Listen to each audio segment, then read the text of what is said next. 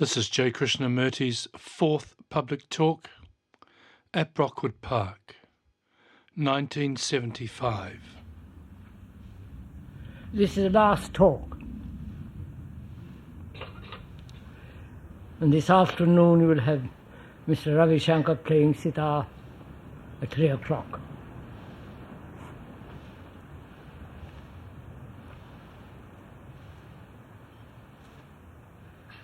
We have been talking about various human problems during the 3 talks and discussions.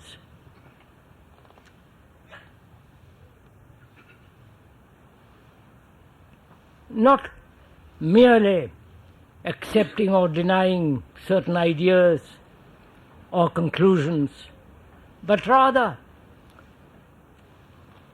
examining closely and committed to that examination of our various problems, political, religious, social, and the problem of fear, pleasure, and suffering. We also talked about yesterday morning compassion, love, and death. And I do not know if you have taken all those things seriously or merely verbally, intellectually.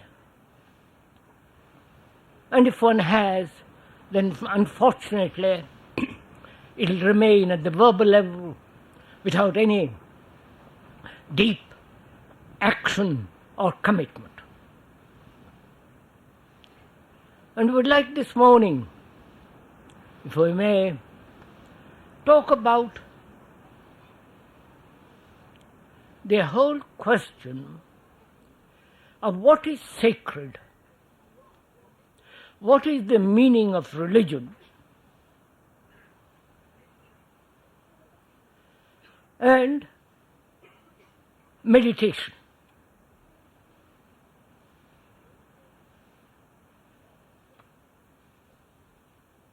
When we enter into this rather very complex question, we must examine, I think, what is reality and what is truth.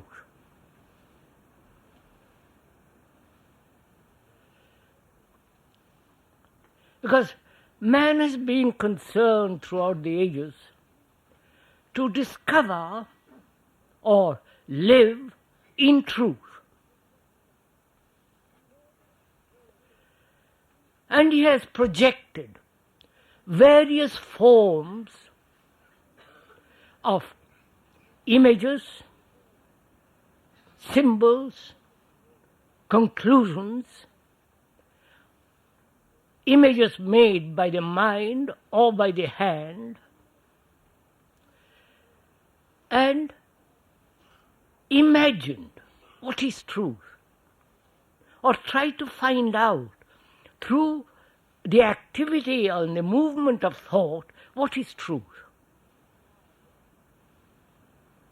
And I think we should be wise, if I can use that word without bringing into a lot of emotionalism into it, if we could differentiate between what is reality, and when we are clear what is reality, then perhaps we shall be able to have an insight to what is truth. And to have this insight to what is truth,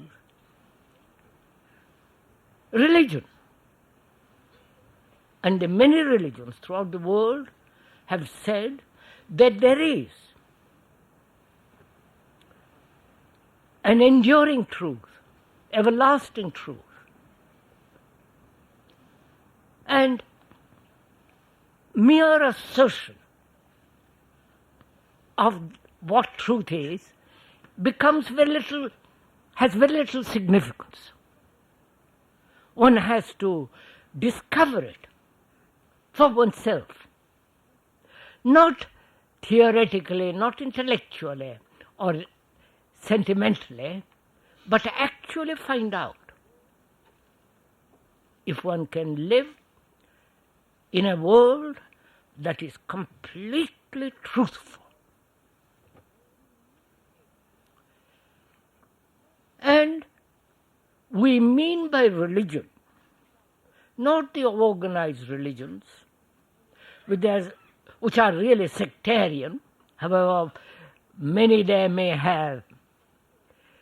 We mean by religion gathering together all energy to investigate into something, investigate if there is anything sacred. That is the meaning we are giving.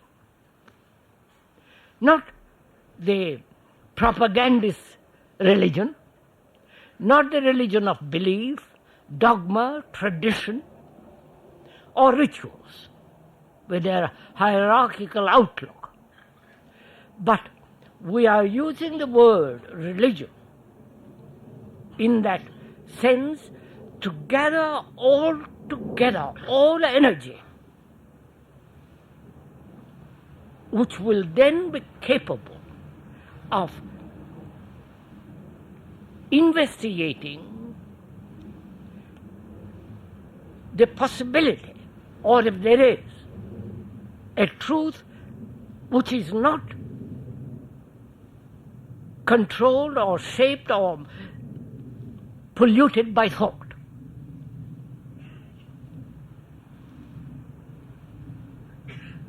And to do that, one must go into the question of what is reality. The word reality means, it comes from, the root meaning is thing, a thing. And so to go into that question of what is reality, one must understand what is thought.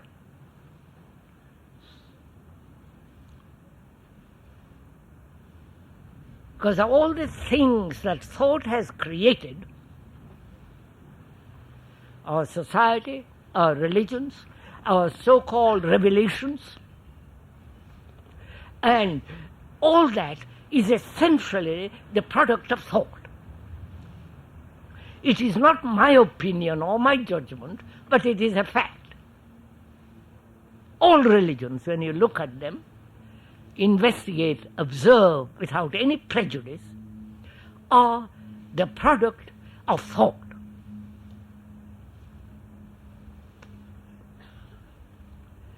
That is, you may perceive something or have an insight into truth, you communicate it verbally to me, and I draw an abstraction of your statement into an abstraction and make that into an idea and live according to that idea.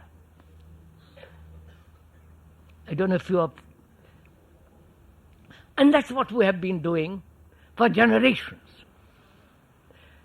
Drawing an abstraction from a statement and living according to that abstraction as a conclusion.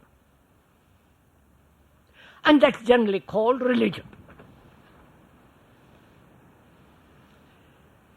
So we must find out how limited thought is and what are its capacities, how far can it go, and be totally aware that thought doesn't spill over into a realm which thought has no place. I don't know if are we meeting each other this?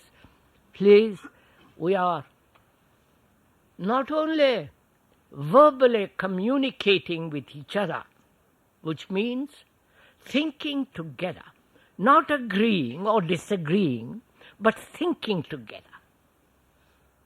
and therefore sharing together. Not the speaker gives and you take, but together we are sharing. Therefore there is no authority.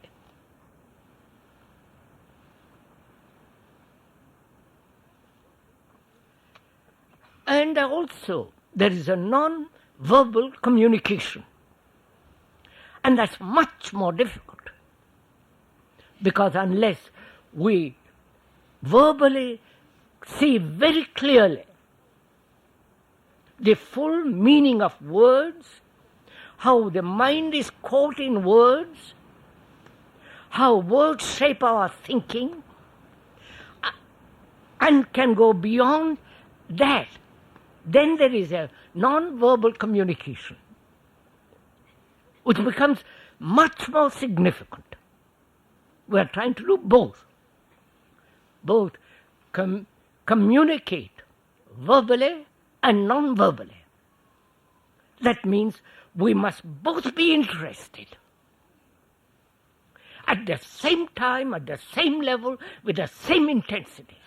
Otherwise we shan't communicate. It's like love. Love is that intense feeling at the same time, at the same level. Otherwise, you and I don't love each other. So, we are going to observe together what is reality, what are the limitations of thought, and whether thought can ever perceive truth, or it is beyond the realm of thought. Right? May we go on?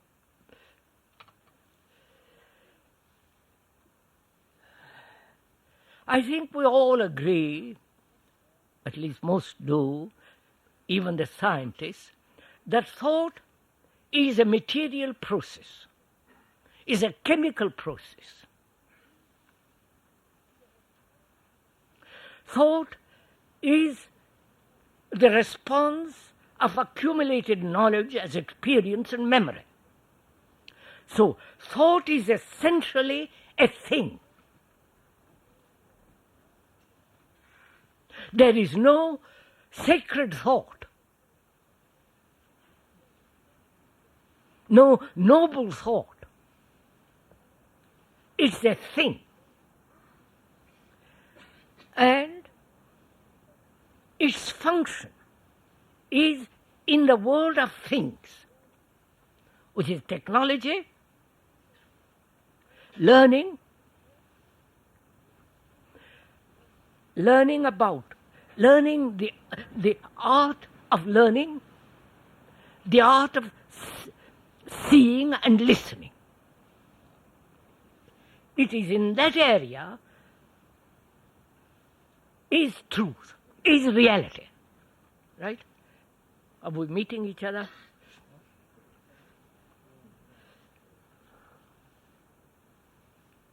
Unless we understand this rather complex problem, we shall not be able to go beyond it. We may pretend or imagine, but imagination and pretension have no place in a man and a human being who is really serious, desirous to find out what is truth.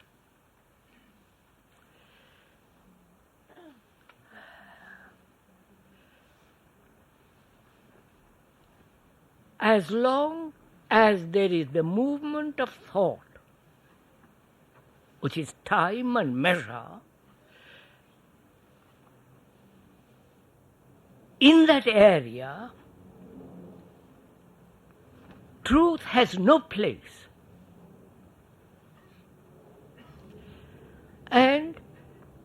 reality is that which we think, and the action of thought as an idea, as a principle, as an ideal, projected from the previous knowledge into the future, modified and so on. All that is in the world of reality. And we live in that world of reality. If you have observed yourself, you will see how memory plays an immense part. Memory which is mechanical. So thought is mechanical. It is a form of computer, a machine, as the brain is. And thought has its place. I cannot speak if I have no language. If I spoke in Greek, you wouldn't understand. And learning a language, learning to drive a car, to labor in a factory and so on, so on, so on, their thought is necessary. Psychologically, thought has created the reality of the me. Me, mine, my house, my property, my wife, my husband, my children, my country, my God, all that is the product of thought. And in that field, we have established a relationship with each other which is constantly in conflict. So that is the limitation of thought.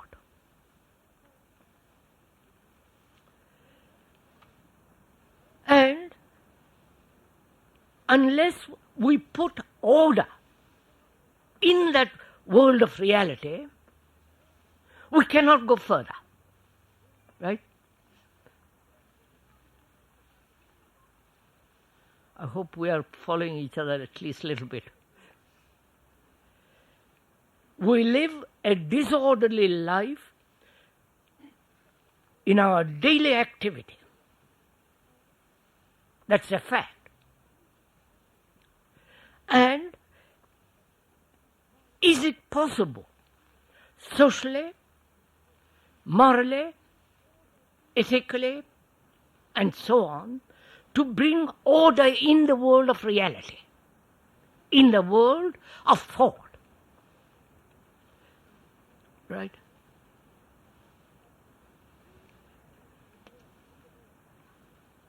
And who is to bring the order in the world of reality?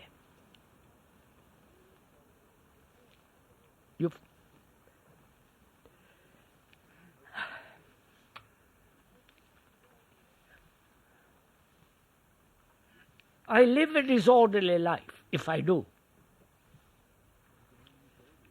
And being disorderly, can I bring order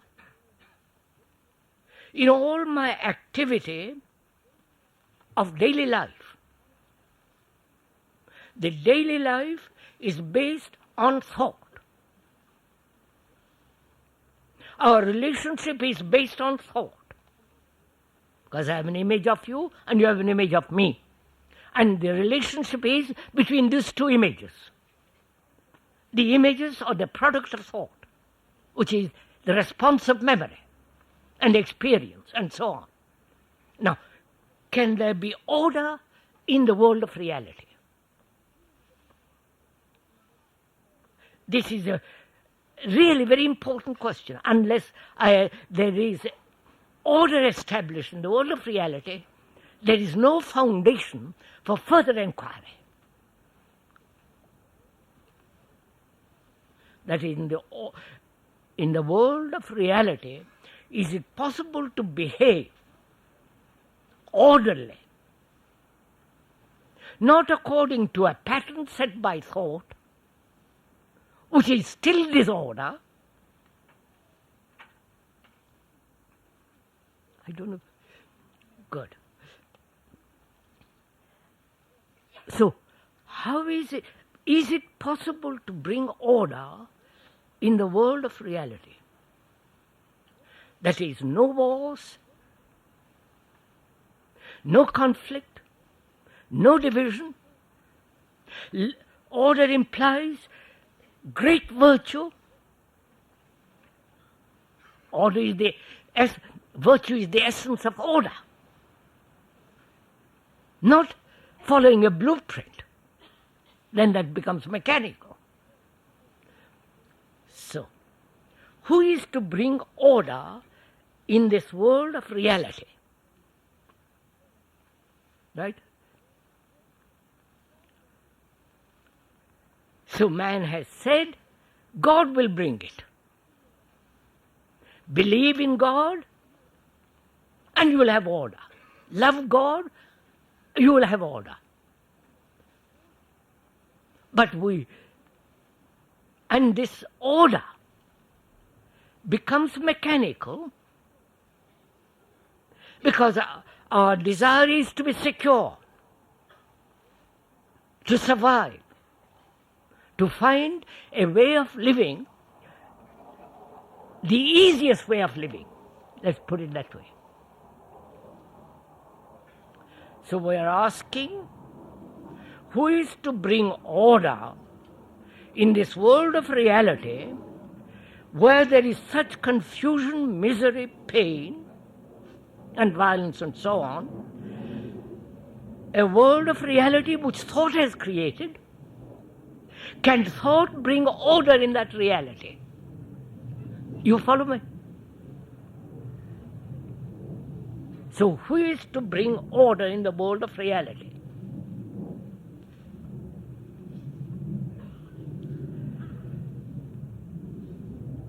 The communists say, according to Marx, that control the environment,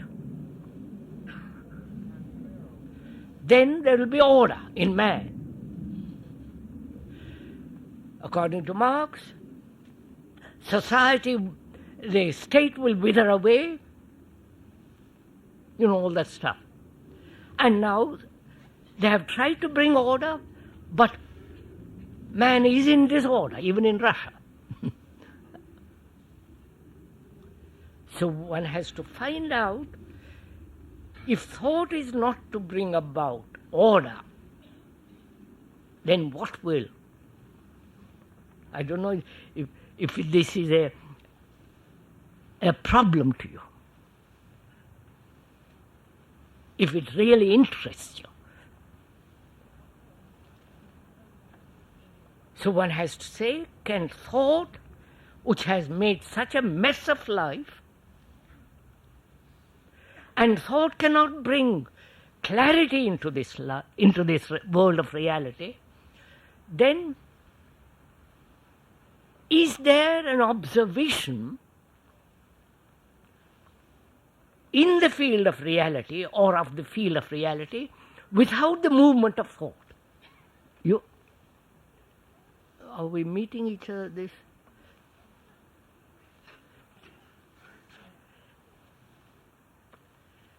A human being has exercised thought. He said, there is disorder, I will control it, I will shape it, I will make order according to certain ideas, all the product of thought.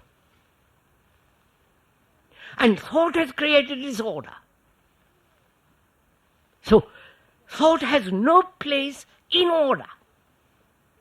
So how is this order to come about? Now we'll go into it a little bit. Can one observe this disorder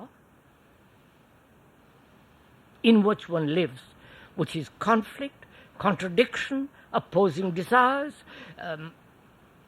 pain, suffering, fear, pleasure, and all that? can one observe that this whole structure of disorder without thought? You understand my question?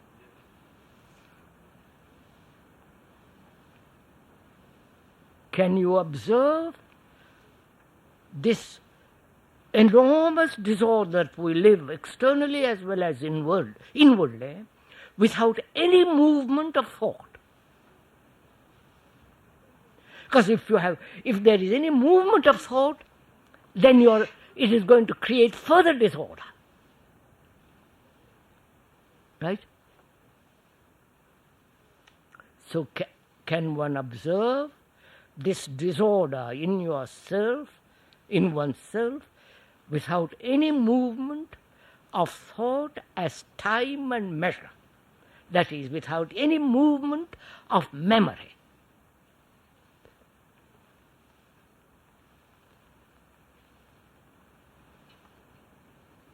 Right? Now we're going to see whether thought as time can come to an end. Whether thought as measure, which is comparison from here to there, all that's involved in the movement of time, can that time have a stop? This is the very essence of meditation. You understand?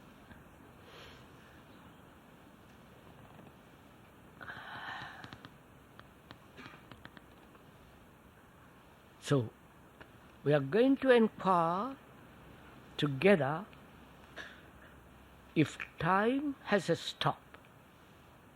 That is, if thought as movement can come to an end.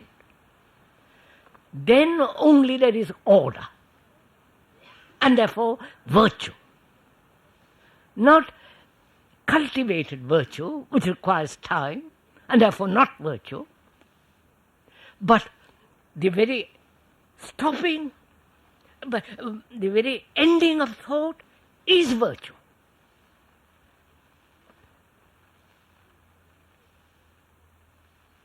Now, which means we have to inquire into the whole question of what is freedom.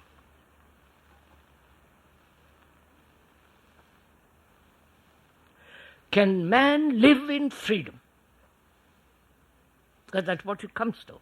If time comes to an end, it means the man is deeply free. So one has to go into this question of what is freedom. Is freedom relative or absolute?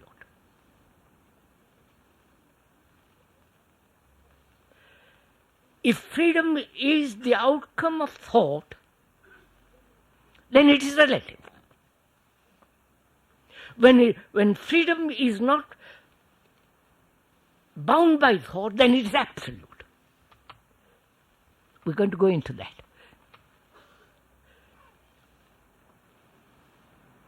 Outwardly, politically, there is less and less freedom. We think politicians can solve all our problems.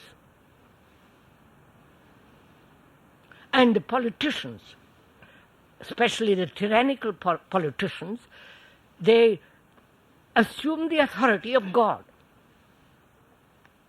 They know and you don't know. That's what is going on in India. The freedom of speech, civil rights have been denied, like in all tyrannies. And democratically, we have freedom of choice. Choose between the liberal, conservative, Labour, or something else. And we think that having the capacity to choose gives us freedom. choice is the very denial of freedom. You choose when you are not clear. When there is no direct perception. And so you choose out of confusion. And so there is no freedom in choice. Psychologically we are talking about. I can choose between this cloth and that cloth, and so on and so on. But psychologically we think we are free when we have the capacity to choose. And we are saying that choice is born out of confusion, out of the structure of thought, and therefore it's not free. And we accept the authority of the gurus, the priests, because we think they know, and we don't know. Now, if you examine the whole idea of the guru, which is becoming rather a nuisance in this country, in America, the world over, I'm sorry, I'm rather allergic to gurus.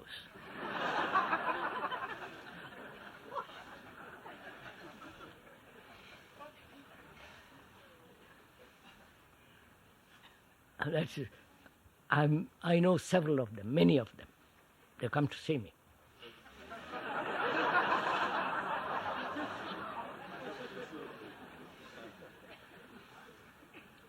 They say what you are saying is the highest truth. They know how to flatter.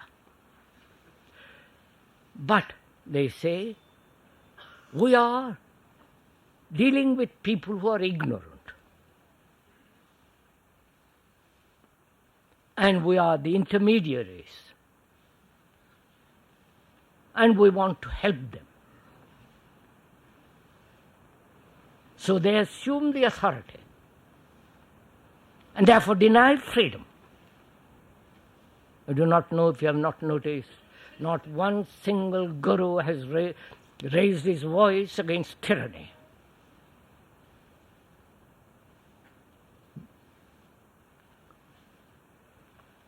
So, a man who would understand what freedom is must totally deny authority, which is extraordinarily, which demands great attention. Because we may reject the authority of a guru, of a priest, of an idea, but we establish an authority in ourselves. That is, I think it is right. I know what I'm saying. It is my experience. All that gives one the authority to assert, which is the same thing as the guru, as the priest. So, can the mind be free of authority, which means tradition, which means the accepting another as your guide? Except in the technological field, we're naturally there. As your guide, as somebody to tell you what to do.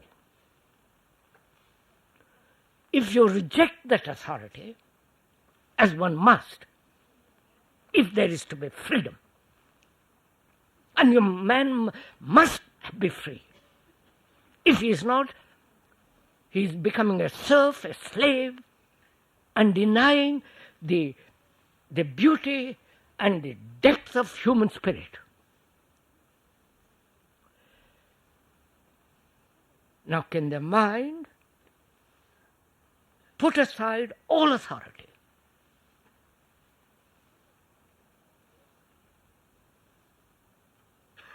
in the psychological sense. If you put aside the authority of the policeman, you will be in trouble.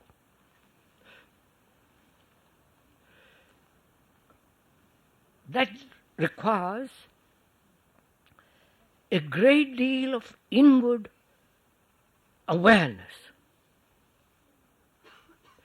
One obeys and accepts authority because in oneself there is uncertainty, confusion, loneliness, and the desire to find something permanent, something lasting.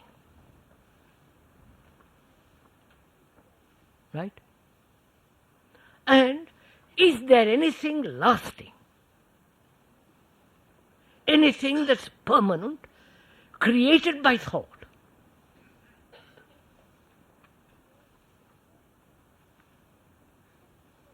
Or thought gives to itself permanency? And in investigating that, mind desires to have something it can cling to, some certainty, some psychological security. This is what happens in all our relationships with each other. I depend on you psychologically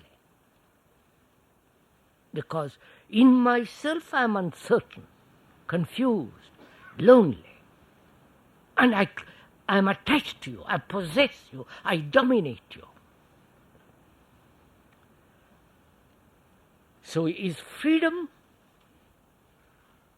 possible, living in this world without authority, without the image, without the sense of dependency and therefore independency? So is freedom from something or is freedom per se? I wonder.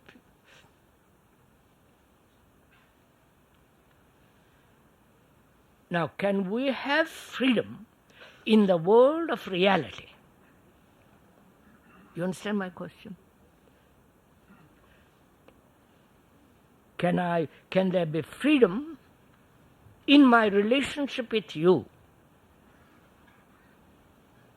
Can there be a freedom in relationship between man and woman? Or is that impossible? Which doesn't mean that freedom to do what one likes, or permissiveness, or promiscuousness, but can there be a relationship between human beings of complete freedom?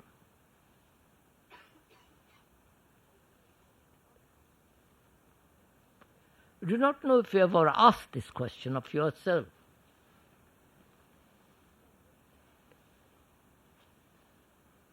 You might say it is not possible, or it is possible. But the possibility or the impossibility of it is not an answer. But to find out whether freedom can exist, absolute freedom in our relationship.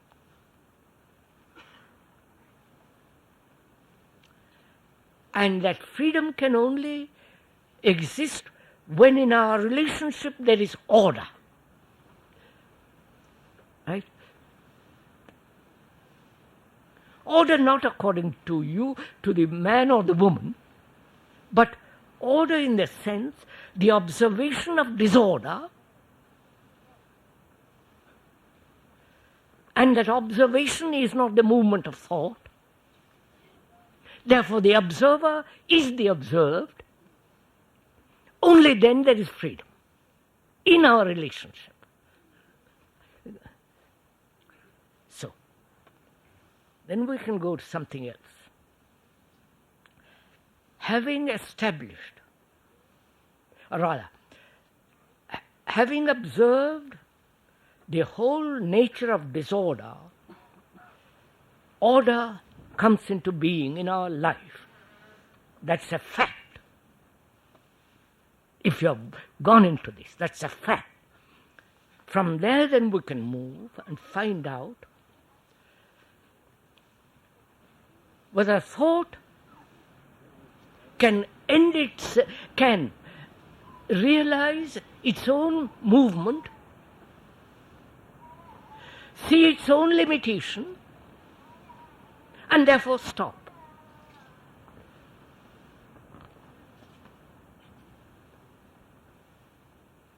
We are asking,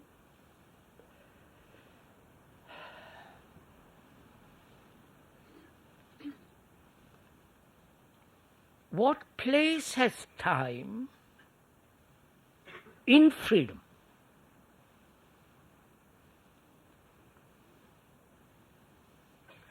Is freedom a state of mind in which there is no time?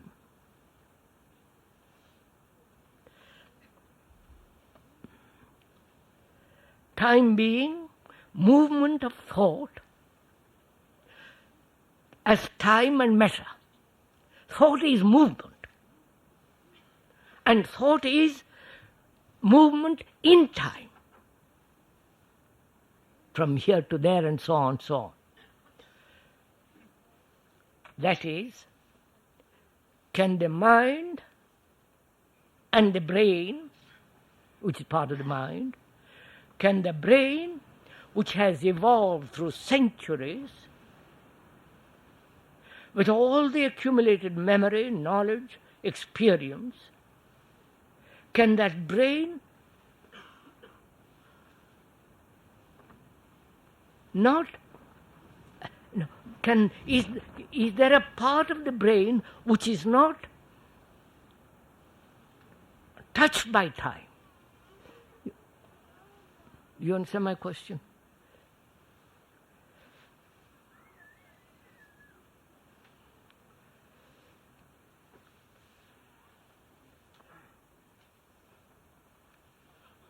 You see,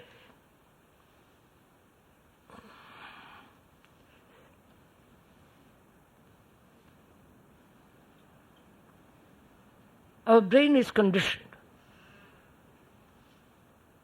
by various influences, by the pursuit of desires. And is there a part of the brain that's not conditioned at all? Or is the whole brain conditioned? And therefore, human beings can never escape from conditioning. They can modify the conditioning, polish the conditioning, refine the conditioning. But there will always be conditioning if the totality of the brain is limited, conditioned, and therefore no freedom. Right? So we are going to find out if there is any part of the brain that's not conditioned.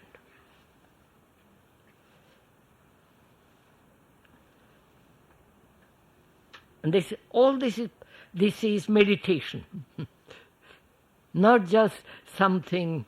We'll go into that presently. As we said, this is meditation to find out.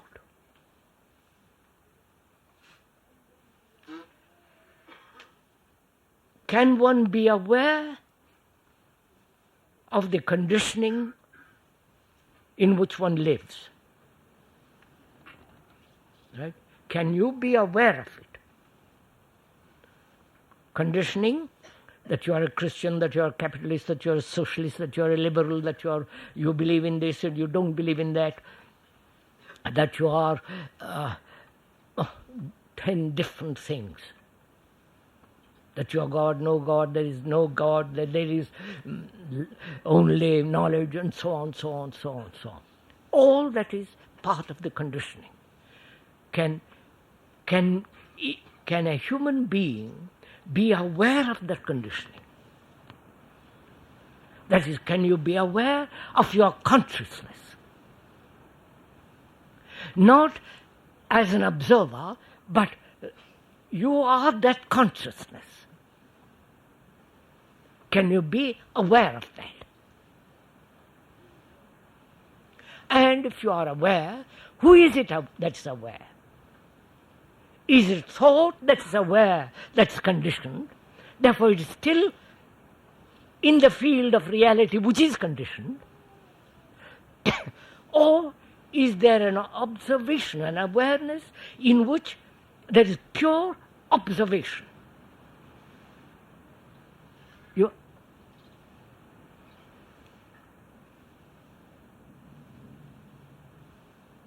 Is there an act or the art of pure listening? You understand? I'm asking. Do listen to this little bit. The word art means to put everything in its right place, where it belongs. The meaning of that word art means that. Now, can you observe, see purely, without any interpretation, without any judgment, without any prejudice, just to observe?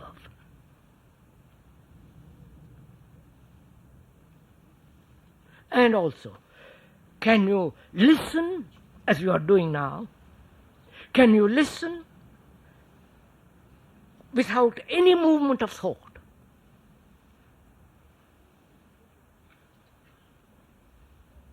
Which is only possible if you put thought in the right place.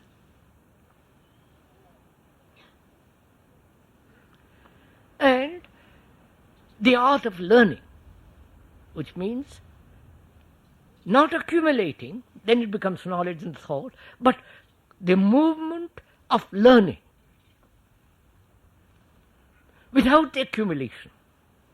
So there is the art of listening, the art of seeing, the art of learning, which means put everything where it belongs.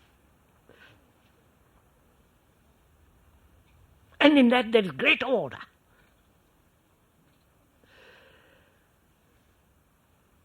Now we are going to find out if time has a stop. Now this is meditation. As we said from the beginning of this talk and the previous talks and discussion, it's all in the field of meditation. Meditation isn't something separate from life, from daily life. Meditation is not the repetition of words, a repetition of a mantra, which now there is the fashion which is called transcendental meditation, or the meditation which can be practiced. You understand?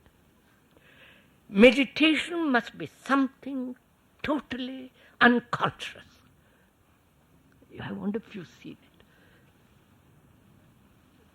that. If you practice meditation, that is, follow a system, a method, then it is the movement of thought put together in order to achieve a result.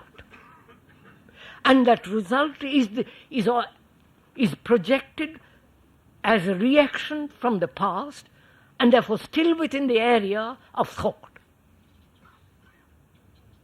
Now, is this all becoming too much? No. Srimad Maud.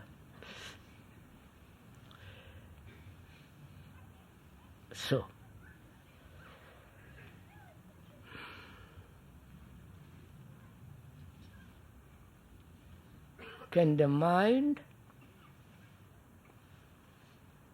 the brain,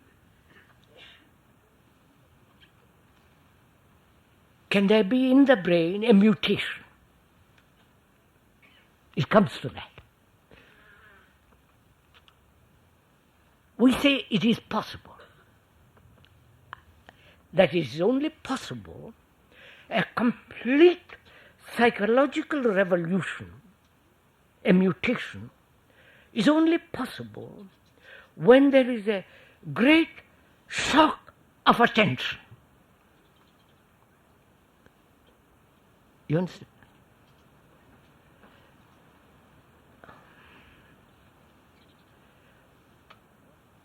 Attention implies no control.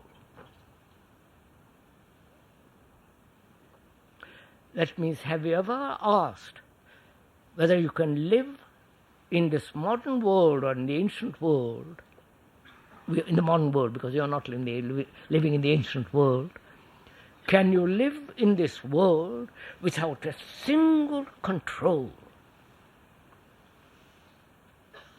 of your desires, of your appetites, of the fulfillment of the desires and so on, without a single breath of control? Control implies a controller, right?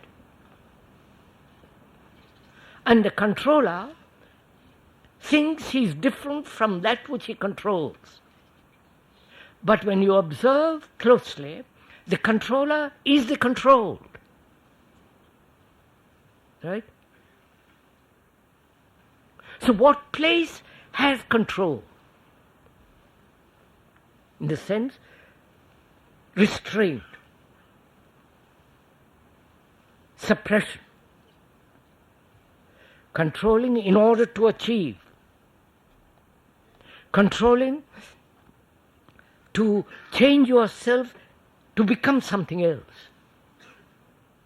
All that is the demand of thought. And so thought, by its very nature being fragmentary, divides the controller and the controlled. And we are educated from childhood to control, to suppress, to inhibit, which does not mean to do what you like. That's impossible. You never do what you like. It's too absurd and too immature. But to understand this whole question of control,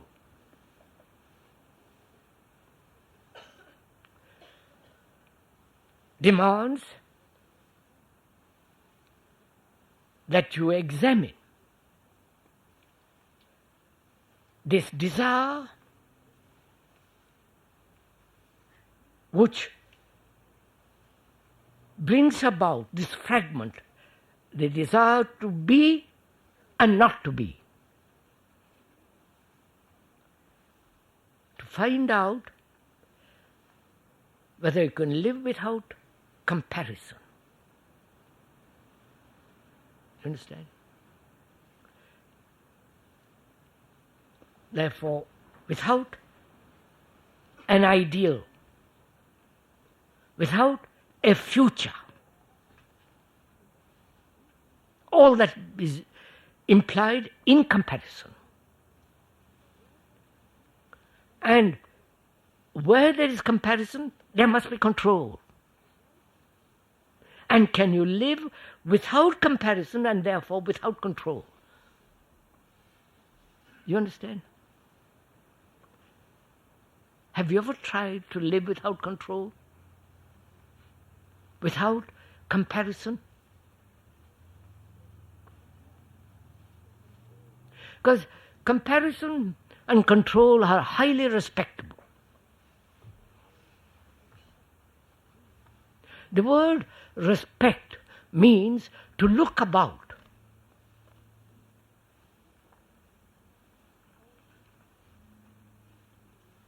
And when we look about, we see that all human beings, wherever they live, have this extraordinary desire to compare themselves with somebody or with an idea or with some human being who is supposed to be noble, and in that process control, suppress. Now if you see this whole movement, then one will live without a single breath of control. That requires tremendous inward discipline.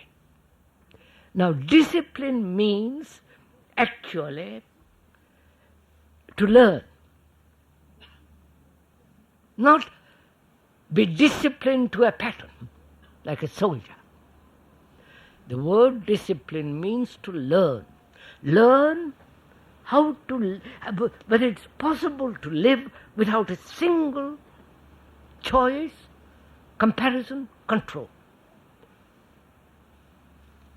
To learn about it. Not to accept it, not to deny it, but to find out how to live. Then out of that comes a brain which is not conditioned.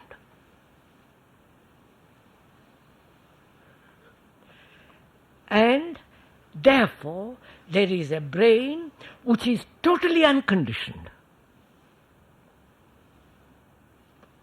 We won't go into all this. So meditation then is freedom from authority, putting everything in its right place in the field of reality, and consciousness realizing its own limitation, and therefore bringing order in that limitation.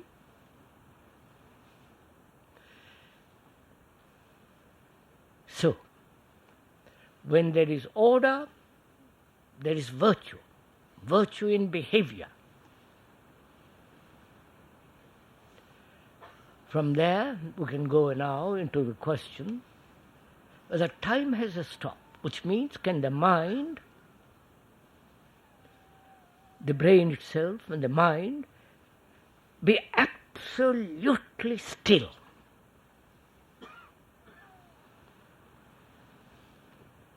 Not controlled. This very please, if you control thought in order to be still, then it's still the movement of thought.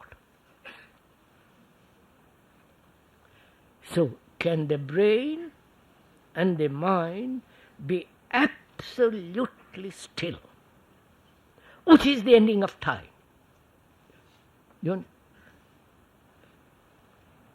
Now, man has always desired throughout the ages to control and bring silence to the mind, which he called meditation, which is contemplation and so on and so on.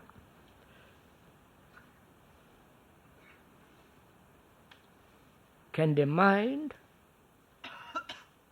be still? Not chattering, not imagining, not be conscious of that stillness. Because if you're conscious of that stillness, there is a center which is conscious of that stillness. And therefore that center is part of time, put together by thought. Therefore you're still within the area of reality, and therefore there is no ending in the world of reality, of time. I wonder if you get all this. I must go on. Because man has made what he thinks is sacred. All the images, whether made by the hand or by the mind, all the images in churches and temples, in the Muslim mind, all those images are still the product of thought. And therefore in that there is nothing sacred. So to find out, no, not to find out, if out of this complete silence, is there anything sacred?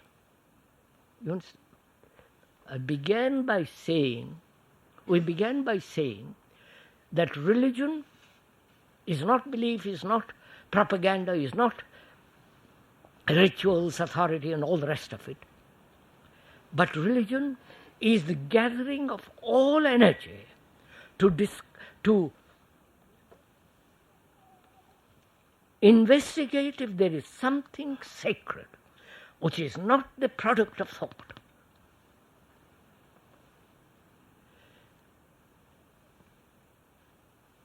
We have that energy when there is order. When there is complete order in the world of reality in which we live, that's relationship, freedom from authority, freedom from comparison, control, measurement, which is all order, then the mind and the brain becomes completely still, naturally, not through compulsion. And is there anything sacred?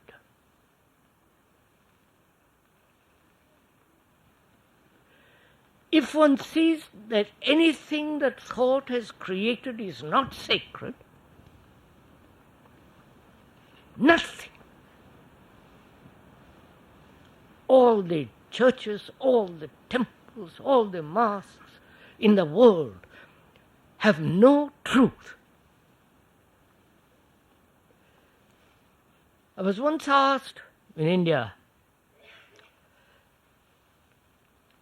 when Gandhiji was going around, I followed him one year, and he was saying all people can enter temples. Because there was division in India, only the Brahmins could enter. And they said, asked me, what do you say to that? I said, God is not in temples, doesn't matter who enters. And that was, of course, non-acceptable. So in the same way we are saying that anything created by thought is not sacred. And is there anything sacred? Unless human beings find that sacredness, their life is really no meaning. It's an empty shell. They may be very orderly, they may be relatively free, but unless there is this thing called absolutely something that's totally sacred, untouched by thought, life has no deep meaning. And is there something sacred? Or everything is matter? Everything thought? Everything transient? Everything impermanent?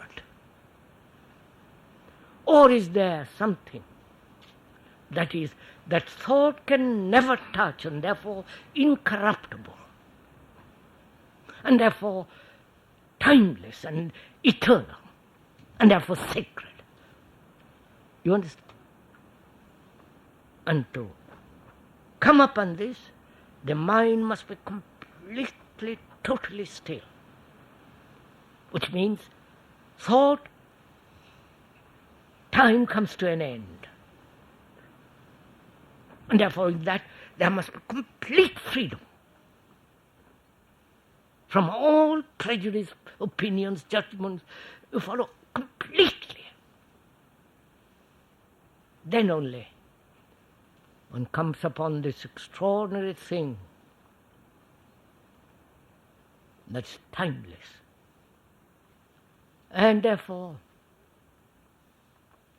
the very essence of compassion.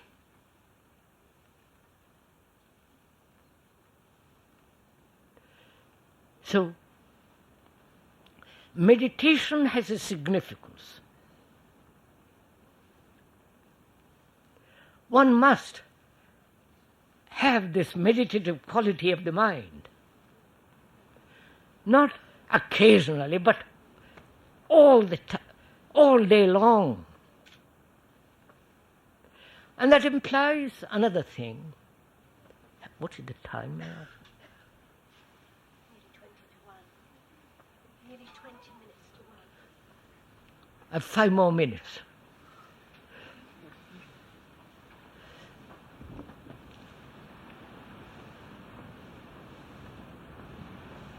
We said that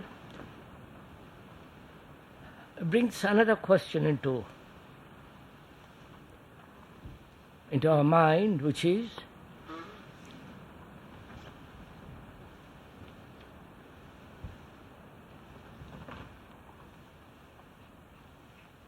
this something that is sacred, not imagined, not fantastic,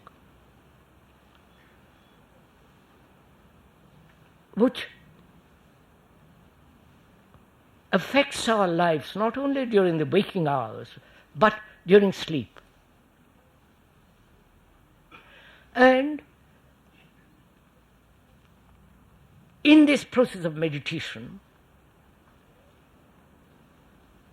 there are all kinds of powers that come into being.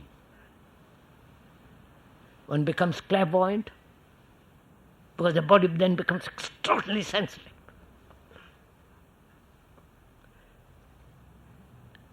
Now, clairvoyance, healing, thought, transference, reading, and so on, becomes totally unimportant. All the occult powers become so utterly irrelevant. And when you pursue those, you are pursuing something that will ultimately lead to illusion. That's one factor.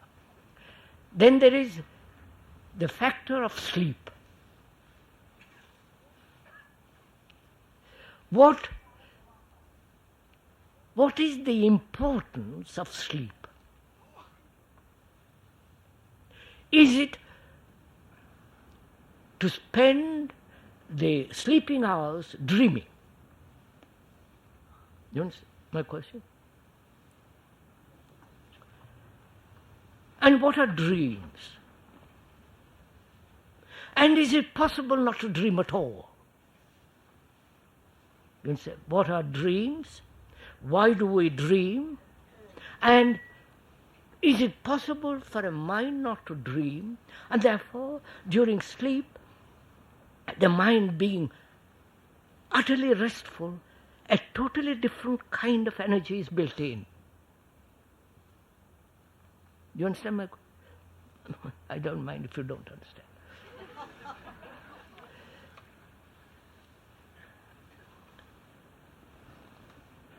During waking hours,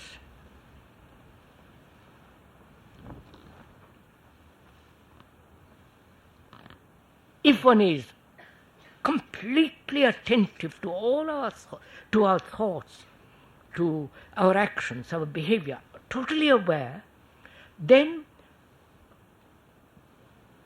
are dreams necessary? Or are dreams a continuation of our daily life in forms of pictures, images, incidents, and therefore continuity of our daily conscious or unconscious movements? So when the mind becomes totally aware during the day, then you will see that dreams become unimportant. And there is being unimportant, they have no significance. And therefore there is no dreaming. There is only complete sleep. That means the mind has complete rest. And therefore it can renew itself. I wonder if you're following. Test it out. If you accept what the speaker is saying, then it's futile. But if you say, I'm going to find out. If during the day I'm very, very awake, watchful, aware without choice, we went into all that, what it is to be aware. Then out of that awareness, when you do sleep, the mind becomes extraordinarily fresh and young. Youth is the essence of decision. Right? Action. And if that action is merely centered round itself, round this center of myself, then that action breeds mischief, confusion, and so on. But when you realize the whole movement of life as one, undivided, and are aware of all that, then the mind rejuvenates itself and has immense energy. All that is part of meditation. Do you want to ask any questions? Last night I couldn't sleep because I was thinking of the Catholics. Last night I couldn't sleep because I was thinking of people that were Catholics. It was?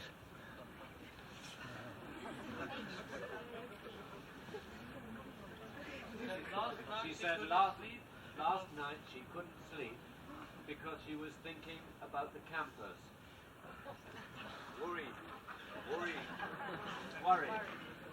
for the campers. Is that the question after all that one has said this morning?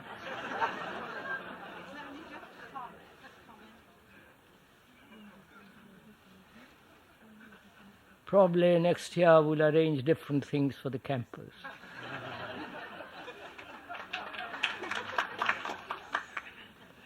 You see, sir, look at what you are saying. We are talking of the highest things, and you talk about not sleeping well. Good morning. Thank you.